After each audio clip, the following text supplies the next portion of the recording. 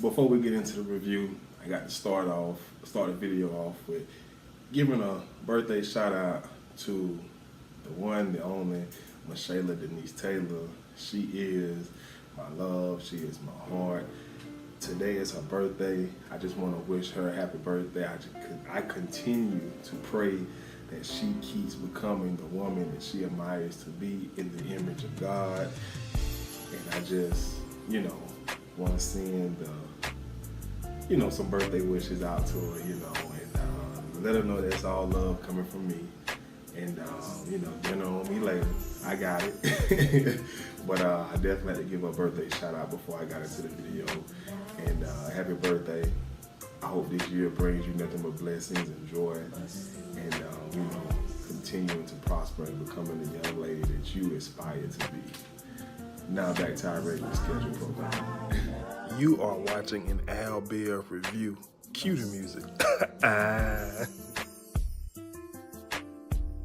Oh man, what's going on, guys? Welcome back to my channel. I'm here with the Love and Hip Hop Atlanta review recap. If you're new to the channel, be sure to hit that subscribe button. Everybody, be sure to like, comment, and share. I'm gonna just get into it. I thought it was gonna be a whole bunch of mess tonight. The final scene. I shouldn't say, but Carly engagement party. We're gonna pick up from right there. Shay Mack was the DJ. And earlier in the show, Carly and Shay, they had an encounter where basically Carly told Shay, Carly threw some shade. Now I do understand Carly told Shay that she don't want Shay playing her music at the engagement party. She want her to play what's relevant, what's popular, etc., etc. And also, Carly, she was acting as if she didn't know Shay as well as Shay Max says that Carly knows her. She said he used to hang out, all that good stuff back in the day or whatever. Okay, cool, fine, I don't care, right? Also, Shay Mack went as far as to say, yeah, I used to be an ugly duckling, but now I'm a flamingo or some kind of. Basically, she said that she done blossomed, and Carly was just looking at her like, well, you're better, but you ain't, you ain't what you think you are. So, so apparently, Shay not being able to play her own music at Carly's engagement party, because she just got this whole DJ job, gig, or whatever, rubbed her wrong way. So she went and had to sit down with Pooh. Pooh still upset. I guess Pooh just upset with the dynamics of her and Carly's friendship at this point. Carly don't want her at the engagement party, and Carly saying that her and Pooh, that Pooh just too touchy-feely with the men that she date, and she ain't really for that. I really truly don't know. So Pooh was like, since I can't be there, Shay, I got some tea and that will expose Carly at her own engagement party. You just got to read it. So I was highly disappointed in the tea that she gave Shay to bring to the party. Basically, Shay just told us that Carly is 45 years old. We knew Carly was old. Honestly, some of us, myself included, thought Carly was older than 45. I don't know why they thought that would be tea. You could just go on the internet, I assume, and Google Carly Red's age. I don't know. I thought maybe it was a marriage certificate to somebody that she never been divorced from, or whatever the case is. Especially early in the episode when Shay and Carly first encountered, when they was reintroduced to each other. Carly was like, this is her first engagement. Don't know what Carly was coming from with that. Well, then she cleared it up and said it's her first real engagement, where she actually had an engagement party, and etc., etc. So I don't really keep up with Carly to know how many times a man has asked her for her hand in marriage, but apparently, it's been a few times.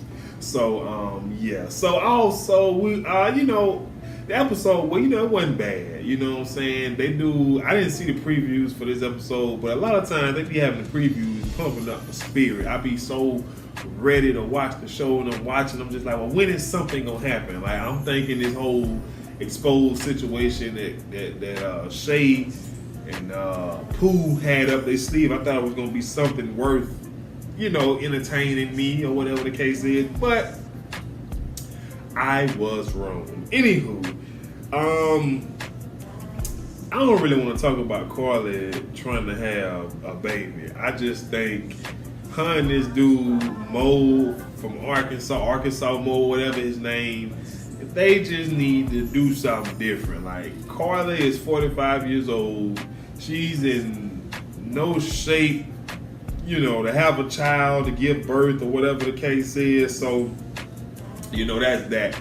Moving on to the whole Scrap De Leon situation, him scrapping his, I don't know, he got, 3 women, his love square rectangle, I don't know, his love circle.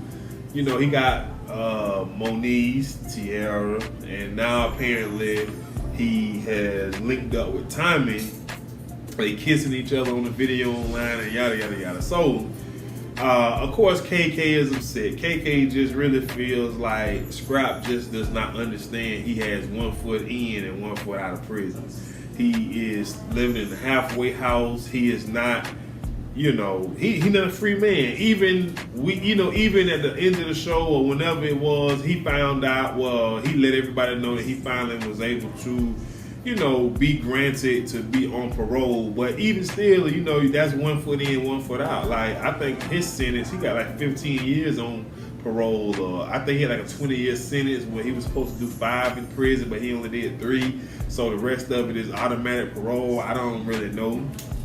But anyways, KK is concerned that he just don't understand. Like, he's not in a position to be having domestic disputes with Tierra. He's not in a position to be having any type of contact with Tommy, considering the fact that she continuously go to jail all the time. She has just been indicted of what, I don't know. Tommy got so many mug shots online, it's just hard to keep up with. And I just feel like, and I understand, sometimes it can be the right message, but coming from the wrong messenger.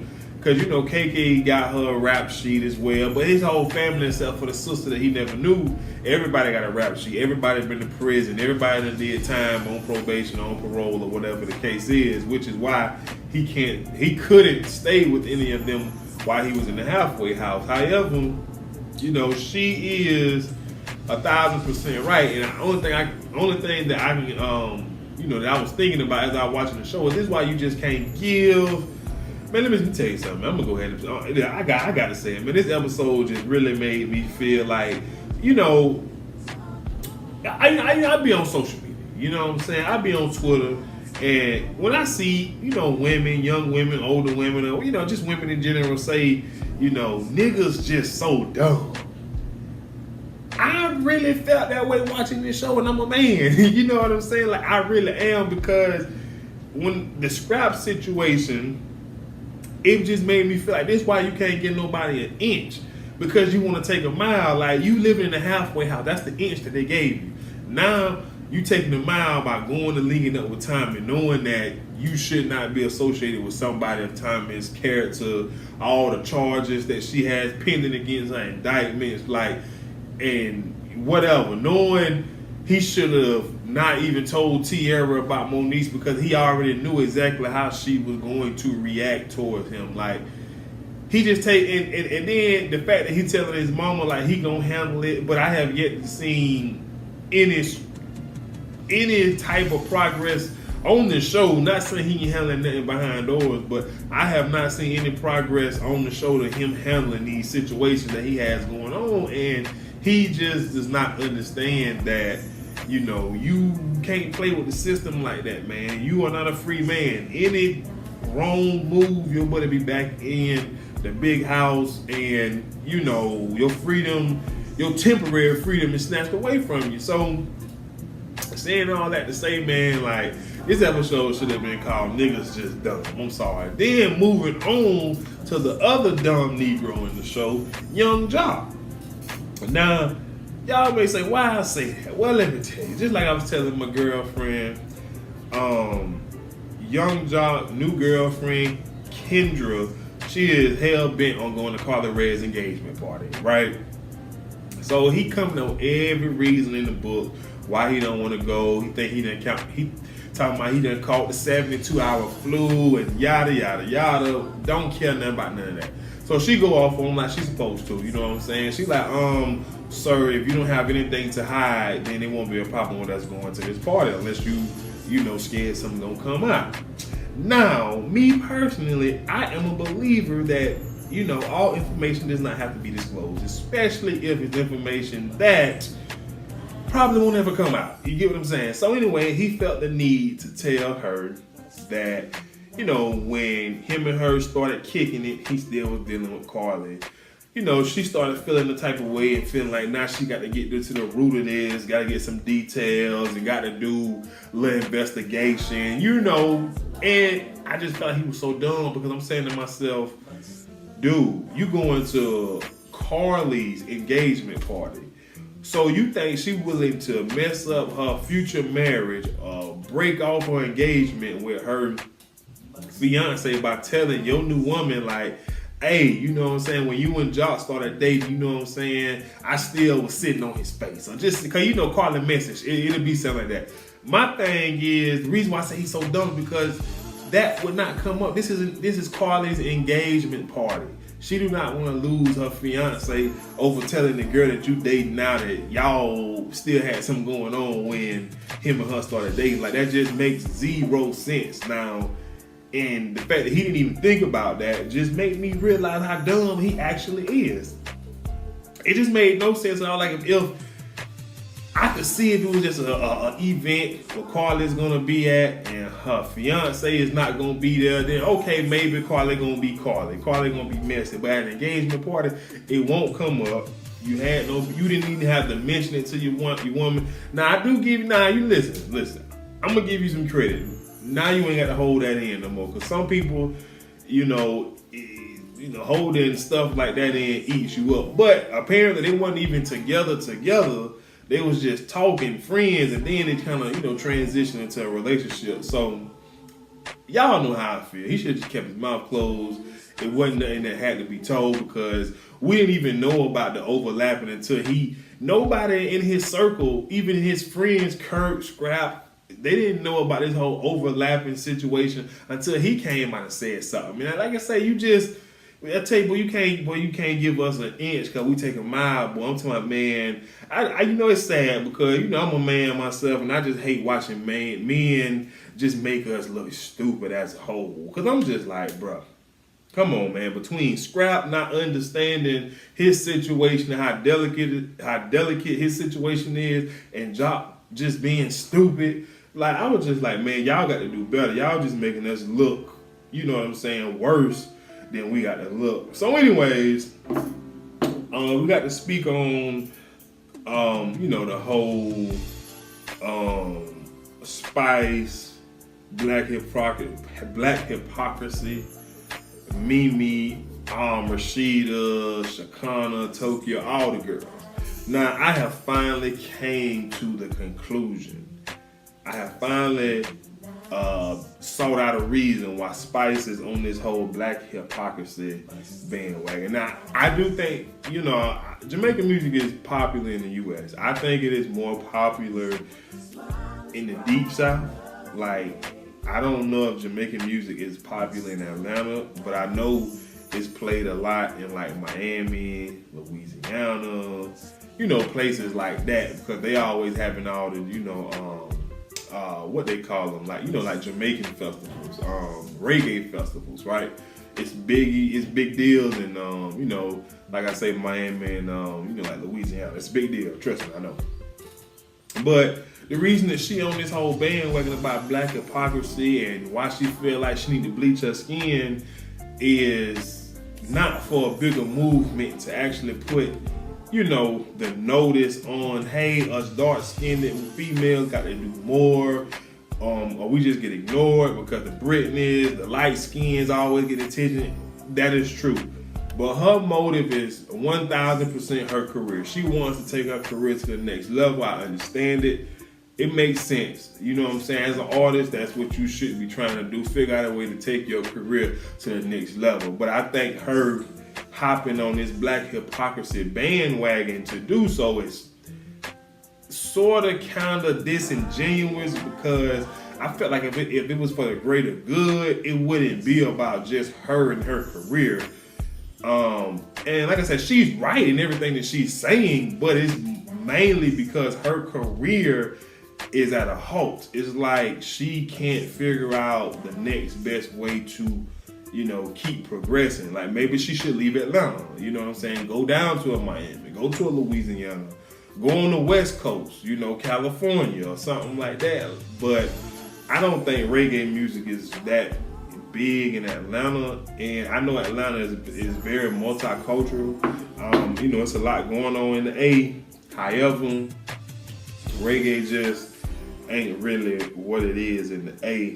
And but yeah, that was pretty much the show, man. We got two dumb Negroes, and we got Shay and Pooh not being messy enough. If I'm keeping it 1,000, like I don't really care about Carly's age. I care more about Carly's, I don't know, just some real life dirt. You know what I'm saying? But Mimi and all the girls, they still trying to convince Spice not to bleach her skin.